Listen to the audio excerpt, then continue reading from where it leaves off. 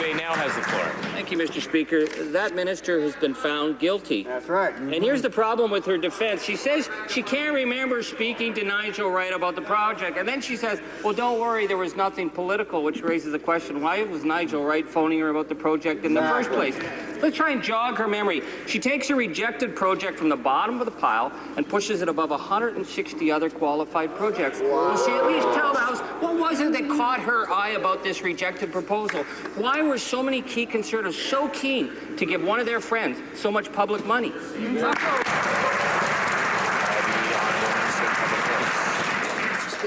Our government is very proud to have launched the Enabling Accessibility Fund, which has helped millions of people across this country have full inclusion in participating.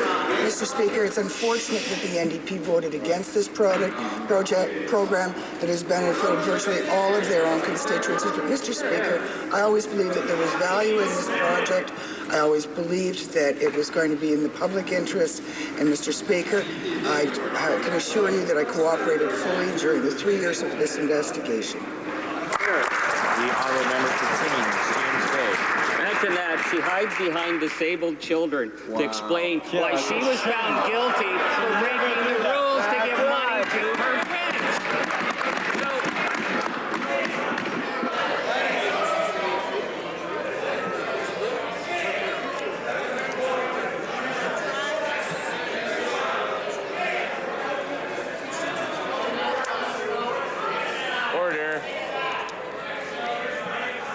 Order. The member for James Bay, Timmins James Bay has the floor. May want to be judicious with his language to avoid prompting that type of reaction. But anyway, he still has the floor. He still has some time left, and members need to come to order to allow him to finish putting the question. Well, thank you, Mr. Speaker. I'm not sure about what part of the truth hurt her so much, but as the Prime Minister would say, let's sort it out. Okay? So we got this dodgy project sitting at the bottom of a pile of a bunch of worthy projects. And we have 3 cabinet ministers, Nigel Wright, the principal secretary, the Prime Minister's office, who all get their paws on this one dodgy project. So what's the connection between the promoter of this project that made her light such a fire that she's been found guilty of breaching the Conflict of Interest Act? What was it? The honourable Minister of Public Works. Mr. Speaker, if the honourable member had actually read the report, he would have found that the Commissioner made it very clear that neither I nor any member of my family or my friends had any personal interest in this particular project.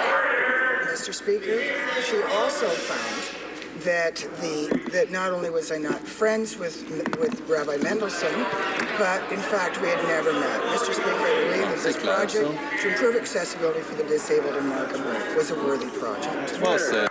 The honourable member for Bonavista Gander Grand College.